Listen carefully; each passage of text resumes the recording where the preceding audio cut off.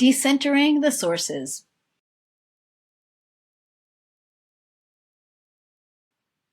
I'll be reading from the UU sources as they are now stated on the UUA website. They were adopted in 1985 with only minor changes to binary language just last year in 2019. They will be followed by observations of how they fit and don't fit our current cultural context 35 years later. From the UUA website. Unitarian Universalist congregations affirm and promote 7 principles, which we hold as strong values and moral guides. We live out these principles within a living tradition of wisdom and spirituality, drawn from sources as diverse as science, poetry, scripture, and personal experience. These are the 6 sources our congregations affirm and promote. The first source is direct experience of that transcending mystery and wonder affirmed in all cultures, which moves us to a renewal of the spirit and an openness to the forces which create and uphold life.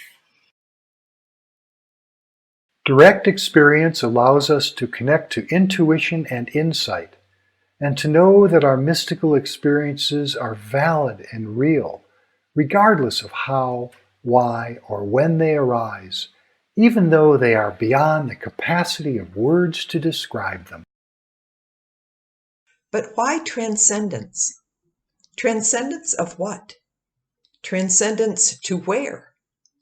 This word implies a dualistic understanding of a God up there and the rest of creation down here. Direct experience, including mystical experience, comes in more varieties than that. Rather than in some otherworldly space, these experiences all happen in the here and now, through the medium of human beings. The second source is words and deeds of prophetic people, which challenge us to confront powers and structures of evil with justice, compassion, and the transforming power of love. Prophetic people of all ages have enabled humanity to grow in consciousness and love. The voices of prophetic people have historically been white and mostly men, until the last 20 years or so of our history. So many other voices have been silenced or ignored. Where are the black and brown voices? The voices of women, of queer people? Where are the voices of Muslims, Taoists, of Hindus and Sikhs and mystics? Who else is not here? Who else has not been heard? Let's go find them and invite them inside to speak. Our third source is wisdom from the world's religions, which inspire us to our ethical and spiritual life. There is much written, oral, and experiential wisdom to be found in all religious traditions on earth. Wisdom which has guided and inspired people and civilizations for thousands of years. Much of this wisdom can help to inform our religious practices. But what are the so-called world religions? Why are they addressed separately? Are world religions something exotically different from our religions? Shall we cherry-pick bits and pieces that appeal to us from these comprehensive, living systems of thought and practice, and simply plug them into our own culture where it seems convenient and useful to us? Or do we need to look more deeply to try to understand the historical and cultural context of these religions from which we would draw inspiration? In other words, shouldn't we be very cautious that we develop a degree of cultural competency before borrowing? This UU form of religious pluralism requires intentionality. Knowing we can never gain all of the depth of knowledge and wisdom from any tradition, still we must vow to be on that path of learning and to do our best. Our fourth source, Jewish and Christian teachings which call us to respond to God's love by loving our neighbors as ourselves. Yes, these two religious traditions do encourage love and service to others. The other Abrahamic tradition of Islam is also very focused on love and service. So why do we leave it out of this source? And is not love a worldwide, universal human response, regardless of whether one does or does not believe in a higher power? This source is quite Eurocentric, focused only on the two traditions most common in Western culture. This does not reflect the respectful global worldview we are trying to cultivate. Our fifth source, humanist teachings which counsel us to heed the guidance of reason and the results of science, and warn us against idolatries of the mind and spirit.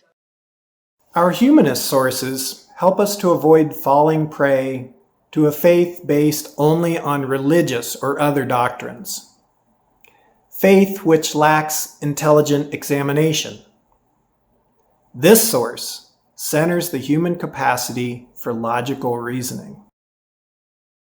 Western science and reasoning have gained great respect and use worldwide. Peer-reviewed research is fast becoming the gold standard for decision-making in all things. Still, we must be wary that our Western science not become the new world religion, closed to other ways of knowing.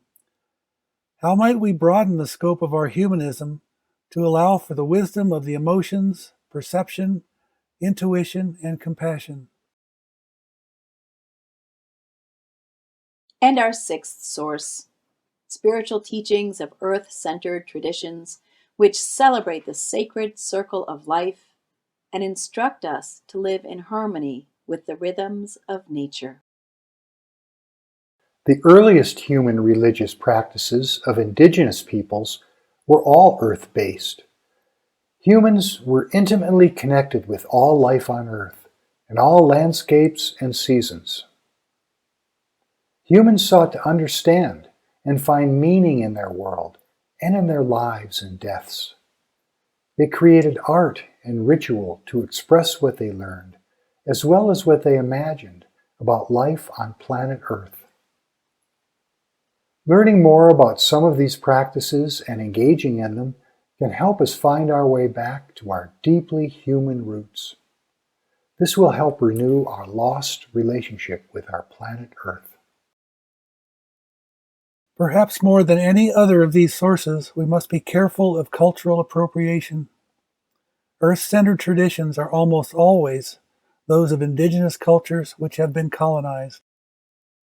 This source gets close to, but leaves out, the wisdom from the earth itself, unmitigated by human rituals or traditions. And finally, the sources on the UUA page end with these words. Reverend Kathleen Rowland said, "Throughout history we have moved to the rhythms of mystery and wonder, prophecy, wisdom, teaching from ancient and modern sources, and nature herself."